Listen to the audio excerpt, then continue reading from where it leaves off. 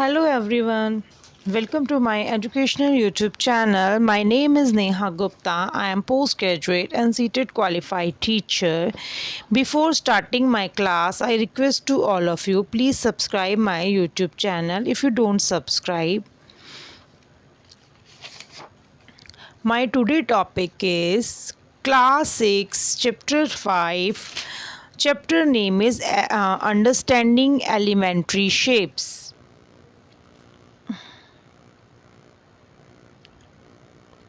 Chapter 5 Understanding Elementary Shapes NCERT book का है ये चैप्टर नंबर 5 है। सबसे पहले हम इसका इंट्रोडक्शन करेंगे। ये English to Hindi translate class है ताकि जिनको इंग्लिश बहुत अच्छे से नहीं आती वो भी इस क्लास को समझ पाएँ। ठीक है, तो सबसे पहले हम इस चैप्टर का इंट्रोडक्शन कर लेते हैं। All the shapes we see around us are formed using curves और lines. We can see corners, edges, planes, open curves and closed curves in our surroundings. We organize them into line segments, angles, triangles, polygons, and circles. We find that they have different sizes and measures. Let us now try to develop tools to compare their sizes. Measuring line segments. We have drawn and seen so many line segments. A triangle is made of three, a quadrilateral or four line segments. A line segment is a fixed portion of a line. line segment की definition आप याद कर लीजिए क्योंकि ये आपके exam में MCQs में आ सकती है. A line segment is a fixed portion of a line. A line segment is a fixed portion of a line. These makes it possible to measure a line segment. These measures of each line segment is a unique number called its length. We use this idea to compare line segments. To compare any two line segments, we find a relationship between their lengths. This can be done in several ways. Number 1 है comparison by observation. By just looking at them, can you tell which one is longer? By just looking at them, can you tell which one is longer? That means क्या हम इन lines को measure किए बिना scale से कह सकते हैं कि इन दोनों में से कौन सी लाइन लॉन्गर है. You can see that line segment A B. अब आप सोचेंगे मैंने इसको लाइन सेगमेंट क्यों पढ़ा. आपको पता है कि लाइन सेगमेंट का मार्क क्या होता है. सिंबल्स हमने पहले चैप्टर में आपसे पढ़ा है, आपको बताया था कि लाइन सेगमेंट का जो सिंबल है वो क्या होता है. You can see that A B line segment is longer but you can not always be sure about your usual judgment. For example, look at the adjoining segment.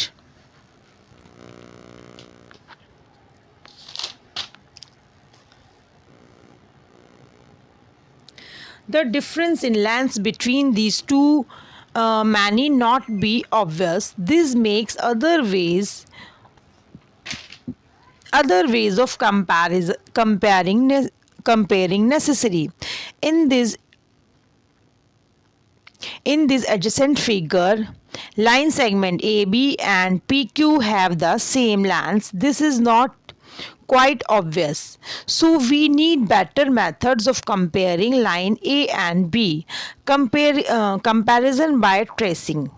ठीक है, हम इनका कंपैरिजन कैसे कर सकते हैं. Comparison by tracing them.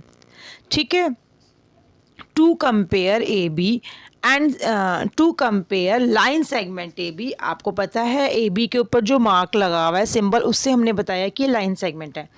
To compare line segment A B and C D, we use a tracing paper. Trace line segment C D and place the trace segment on A B. Can you decide now which one among line segment A B and C D is longer.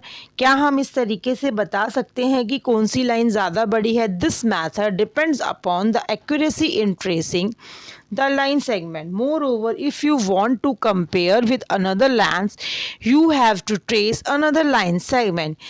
This is difficult and you cannot trace the lengths every time you want to compare them. Third point है comparison using ruler and a divider. Have you seen or can you recognize all the instruments in your instrument box? Among other things, you have a ruler and a divider. Ruler, not how the ruler is marked along one of its edges. It is divided into 15 parts. Each of these 15 parts of length 1 centimeter. Each centimeter is divided into 10 sub-parts. Each sub-part, the division of a centimeter is 1 mm. How many millimeters make 1 centimeter? Since 1 centimeter is equal to 10 mm. Since 1 centimeter is equal to 10 mm, how will we write 2 centimeter 3 mm? What do we mean by 7.7 centimeter? Place the zero mark of the ruler at A. Read the mark against B. This gives the length of AB. Suppose the length is 5.8 centimeter. We may write length AB is equal to 5.8 centimeter, or more simply as AB is equal to 5.8 centimeter. This is room for errors even in the procedure.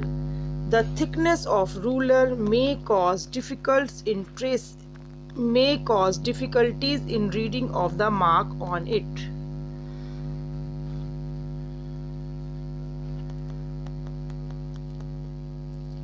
Think, discuss and write.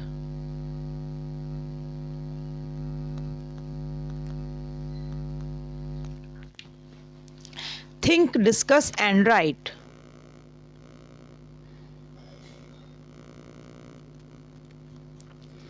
What other errors and difficulties might we face? What kind of errors can occur if viewing the mark on the ruler is not proper? How can one avoid it? Can we avoid this problem? Is there a better way? Let us use the divider to measure lengths. इन्होंने बताया कि एक other method है, हम divider से length को measure करें. Can we avoid this problem? Is there a better way? Let us use the divider to measure length. हम डिवाइडर का यूज़ करेंगे लेंथ को मेज़र करने के लिए. ठीक है, आप ये देखिए 5 सेंटीमीटर्स है, हमने डिवाइडर से इसको लेंथ को मेज़र कर रहे हैं. Open the divider, place the end point of one of its arm. ठीक है, हमने डिवाइडर को ओपन करेंगे. Place the end point of one of its arm at A and the end point of the second arm at B, taking care that opening of the divider is not disturbed. हमें ये ध्यान रखना पड़ेगा कि जो divider है उसका जो ओपनिंग है डिस्टर्ब ना हो. Lift the divider and place it on the ruler. Ensure that one end point is at the zero mark of the ruler. Now read the mark against the other end point. अब हमारा है exercise 5.1.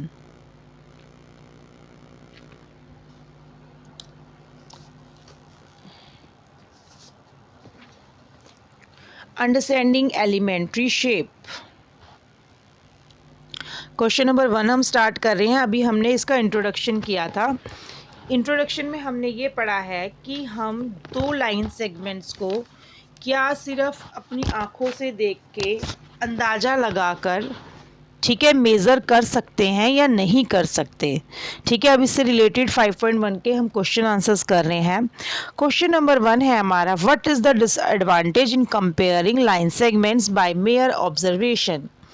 Answer है इसका, in comparing line segment by mere observation has disadvantage as it is not accurate comparison of line segment as to let which line segment out of line segment A, B and C, D is greater or smaller just by visualization cannot be accurate. Visualization मतलब सिर्फ हम अपनी आँखों से देखकर ही ये नहीं बता सकते कि ये जो दो लाइन सेगमेंट्स की लाइन हमने ड्रॉ करी है इनमें से कौन सी लाइन ज़्यादा लॉन्गर है और कौन सी स्मॉलर है. जब तक हम इनको स्केल से मेज़र नहीं करेंगे तब तक हम नहीं बता पाएंगे कि कौन सी लाइन ज़्यादा बड़ी है। ठीक है। क्वेश्चन नंबर 2 है हमारा,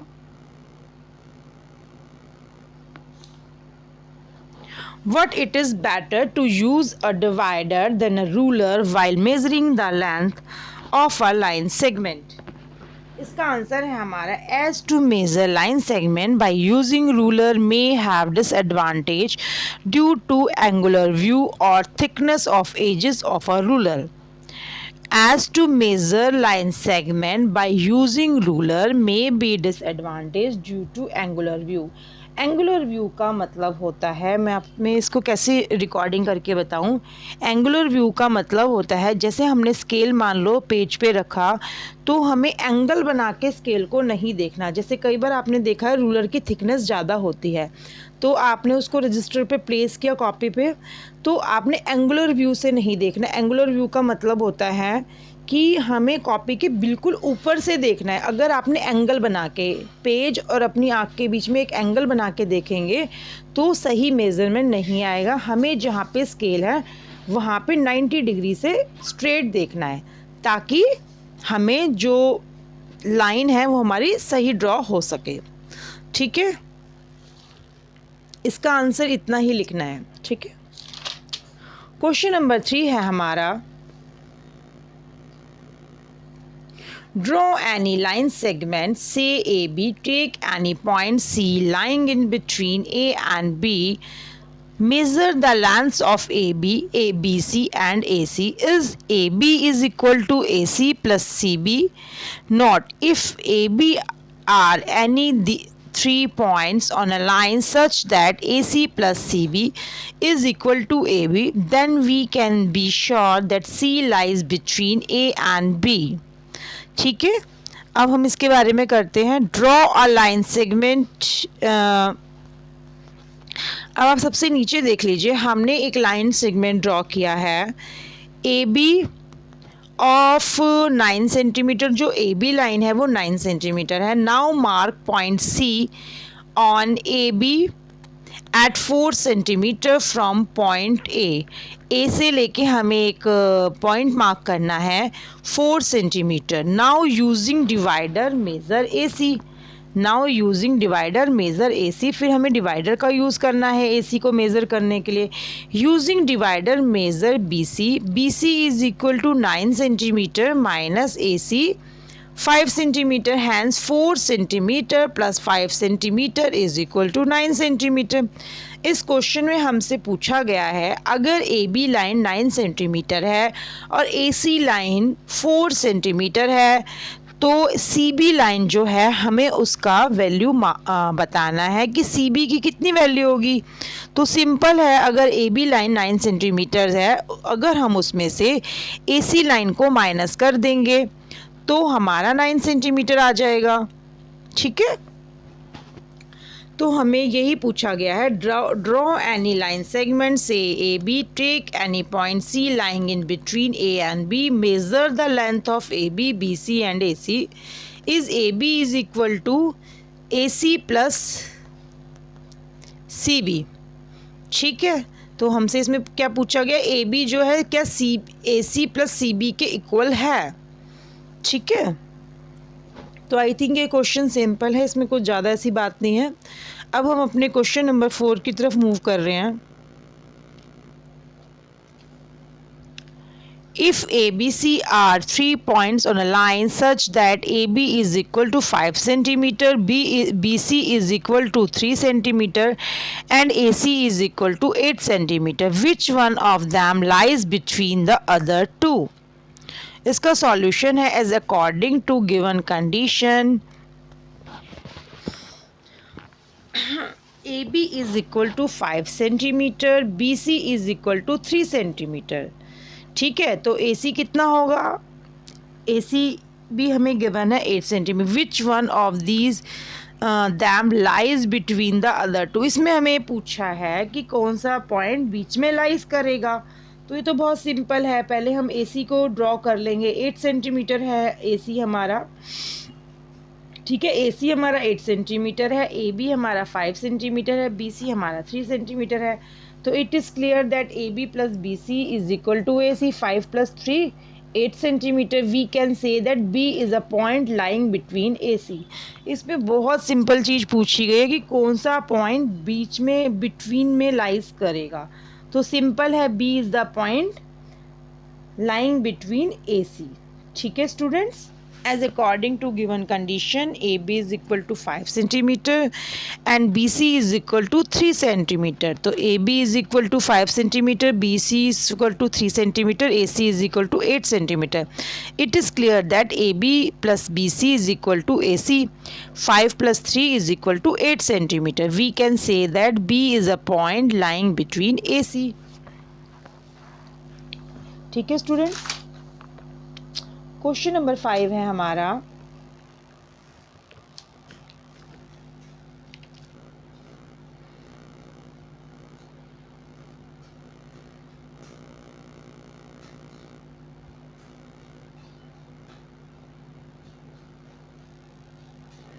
अच्छा क्वेश्चन नंबर 5 से पहले आप इसको डायग्राम के साथ देख लीजिए ताकि आपको इजीली में समझ आ जाए क्वेश्चन। एक सेकेंड, ये मैं क्वेश्चन आपको 5 का बुक में से डायग्राम दिखा रही हूँ और मैं आपको समझा रही हूँ। Verify whether D is the mid point of A जी।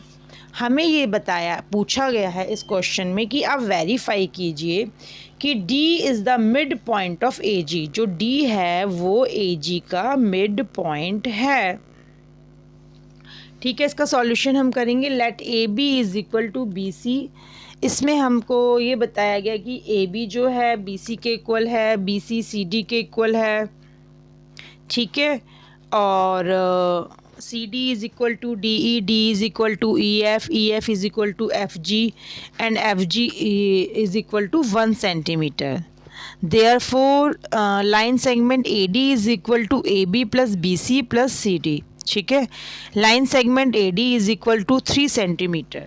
ठीक है, now line segment D G is equal to line segment D E plus E F plus F G. ठीक है, D G is equal to 3 centimetre, A D is equal to D G, D is the mid point of A G. इसमें हमें ये find out करना है कि mid point कौन सा होगा। ठीक है, तो आप डायग्राम आप देख लीजिए, ए बी बी सी के इक्वल है, बी सी सी डी के इक्वल है, सी डी डी ई के इक्वल है। तो सब में 1 सेंटीमीटर का गैप है। Therefore A D is equal to A D जो लाइन है ए से अगर हम डी तक लाइन देखेंगे तो वो A B plus B C plus C D के इक्वल है। ठीक है, वो कितना है 3 सेंटीमीटर है। ठीक है, नाउ डी जी, फिर हमने डी से लेके जी तक लिया, तो डी से जी तक हमने लिया तो D E plus E F plus F G जो है 3 सेंटीमीटर है। तो A D is equal to D G, A D से लेके और डी जी तक इक्वल हैं दोनों। तो हमें पता चल गया कि therefore D is the mid point of A G. इससे हमें क्या पता चला कि जो डी है वो मिड पॉइंट ऑफ ए जी है। ये फाइंड आउट आप इजीली कर लेंगे, इसमें कोई ज़्यादा ना दिक्कत वाली बात नहीं है। ठीक है, ये डायग्राम और क्वेश्चन नंबर 5 अब इकट्ठे देख लीजिए। ये डायग्राम मैंने बुक में से लिया है। ठीक है, तो आप देख लीजिए सबके बीच में 1 सेंटीमीटर का गैप है। सिर्फ हमें इस क्वेश्चन में मिड पॉइंट बताना है। ठीक है, अब हम अपने क्वेश्चन नंबर 6 की तरफ मूव कर रहे हैं।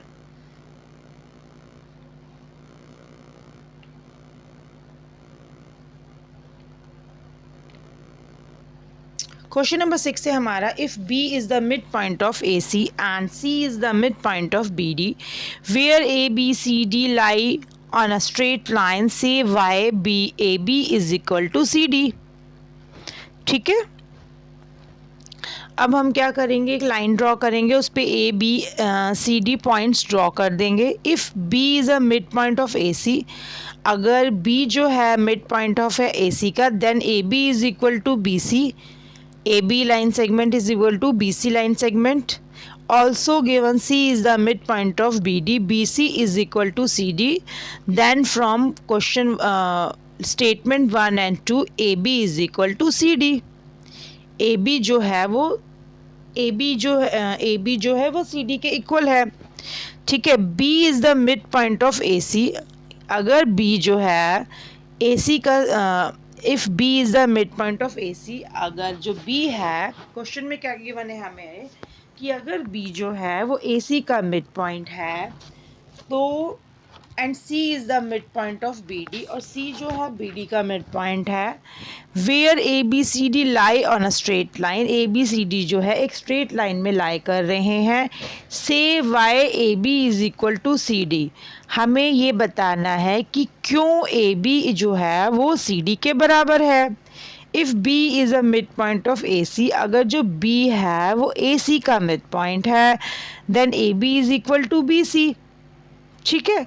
ऑल्सो गिवन, अब C जो है वो A और बी डी का मिड पॉइंट है, also given C is the mid point of B D, तो इसका मतलब क्या है कि लाइन बी सी और line A B and line A B plus B C equal है, ठीक है।